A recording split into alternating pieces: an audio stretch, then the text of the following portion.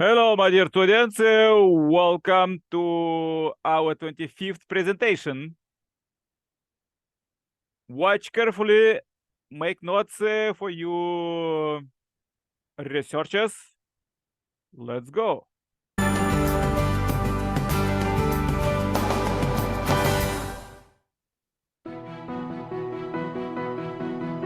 Welcome to the Path to Happiness and Introduction to the Unification Principle. I'm your host, Dr. Tyler Hendricks.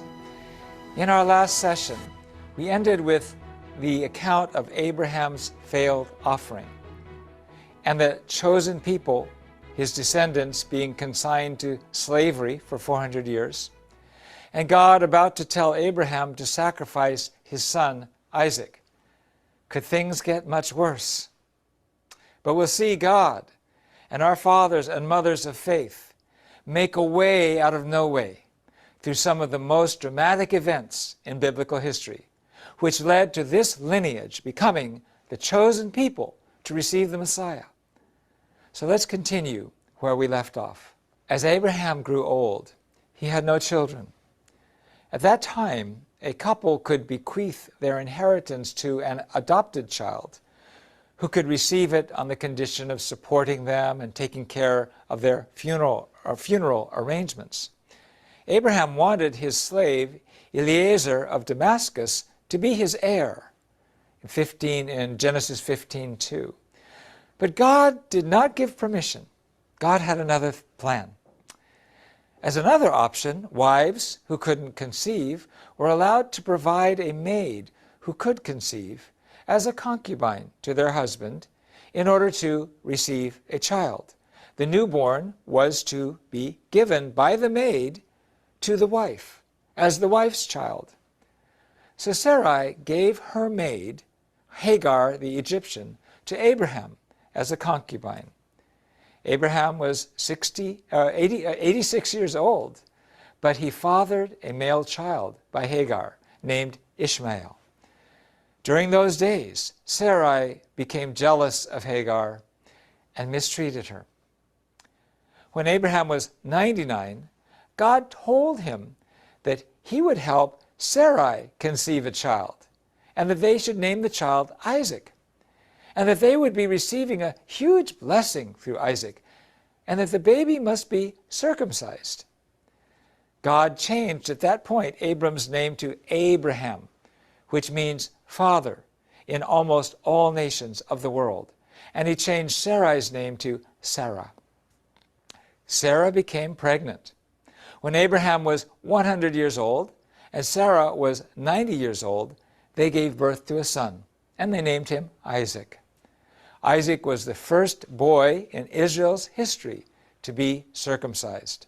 He was circumcised 8 days after his birth. Ishmael and Isaac were 14 years apart. Eventually, due to Sarah's jealousy of Hagar over Ishmael, she persuaded Abraham to cast them into the wilderness.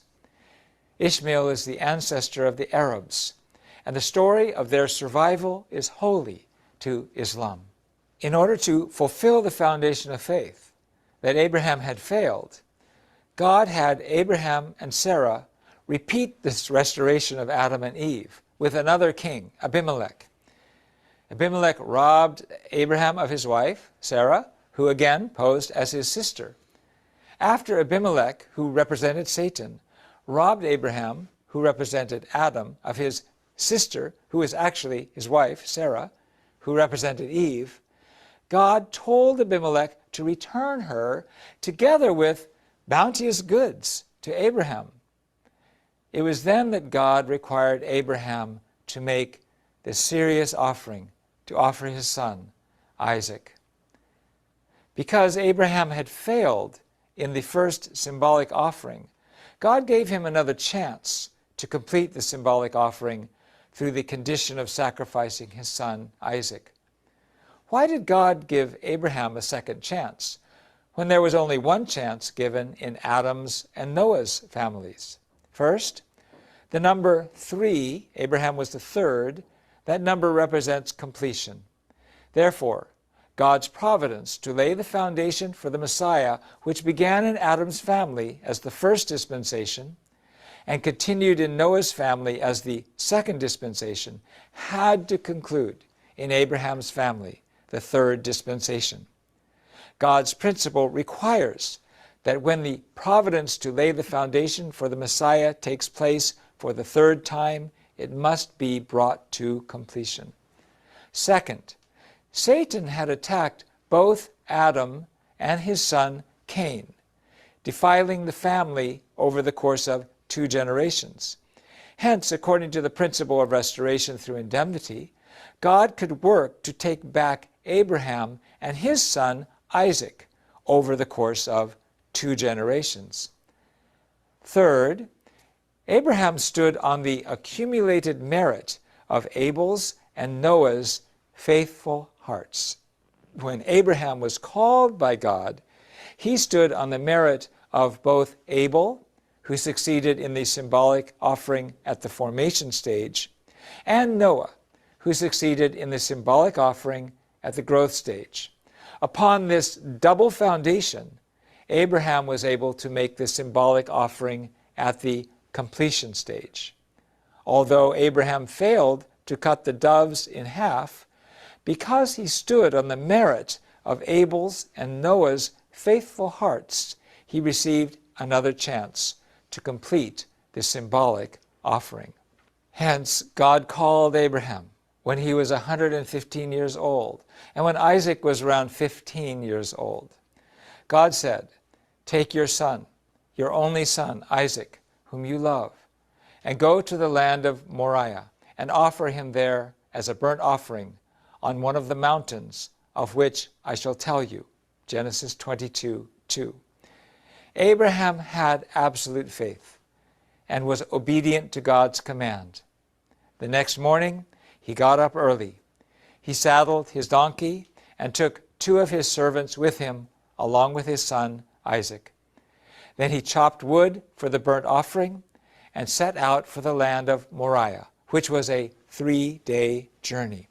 From his home in Beersheba to Mount Moriah in present-day Jerusalem is 80 kilometers. When they arrived at Mount Moriah, Abraham told the servants to stay with the donkey, while he went on with Isaac. Isaac carried the wood, while Abraham carried the fire and the knife. At this time, Isaac asked Abraham, "Father, we have the fire and the wood, but where is the lamb for the burnt offering?" Abraham's heart was aching so much that he felt like it was being ripped apart. He simply replied that God would provide the lamb for the burnt offering. When they came to the place of which God had told him, Abraham built the altar, he laid the wood in order, and he bound his son Isaac and laid him on the altar on the wood. Then he stretched out his hand and took the knife to slay his son. But at that moment, the angel of the Lord called to Abraham and said, "Abraham, Abraham, do not lay a hand on the boy. Do not hurt him in any way. For now I know that you truly fear God. You have not withheld from me even your son, your only son." Abraham's zeal to do God's will and his resolute actions, carried out with absolute faith, love, and obedience, lifted him up to the position of already having killed Isaac. Isaac was now separated of all the ties to Satan.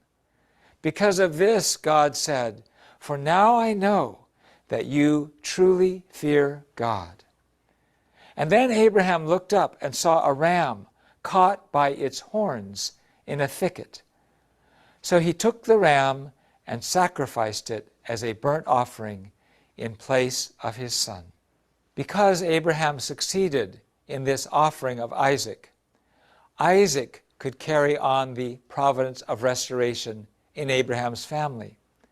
Since Abraham had failed to fulfill his responsibility, he was not qualified to repeat the symbolic offering himself. Somehow God had to find a way to regard Abraham as though he had not failed in the symbolic offering and not caused the prolongation of the providence. This is why God commanded Abraham to offer Isaac. Abraham slaying his son was the same as Abraham slaying himself. Accordingly, when God brought Isaac back to life, Abraham was also resurrected to life. He was loosed from the ties that bound him to Satan when his symbolic offering had been defiled. So through the success of Isaac's offering, Abraham and Isaac attained inseparable oneness in their fidelity to God's will. At that time, Isaac was 15 years old enough to carry the wood, old enough to ask where the offering was. When Abraham bound him, Isaac could have refused. And when Abraham raised the knife, Isaac could have refused then as well. But Abraham had absolute faith in God, and Isaac showed absolute obedience and trust of his father. Because of their successful offering, their descendant, Solomon, was able to construct the temple. Through Isaac's offering, Abraham transferred his providential mission to Isaac. Abraham and Isaac worked together to pull the ram out of the thicket and offer it to God. In this way, Isaac, having inherited Abraham's mission, made the symbolic offering and restored through indemnity the foundation of faith. By knowing the heart of Abraham and Isaac on Mount Moriah, we can gain insight into the heart of God and Jesus at the time of the cross. And we gain insight into the heart of all parents as we suffer so that our children might have life.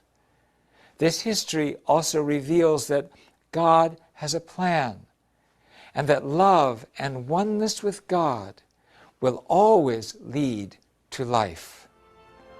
But God was not done with Abraham, as we will see when we look at what happened in Isaac's family.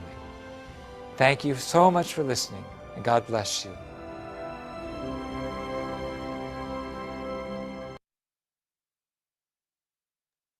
Okay. This was presentation for today. Please use it in your research and works manuscripts.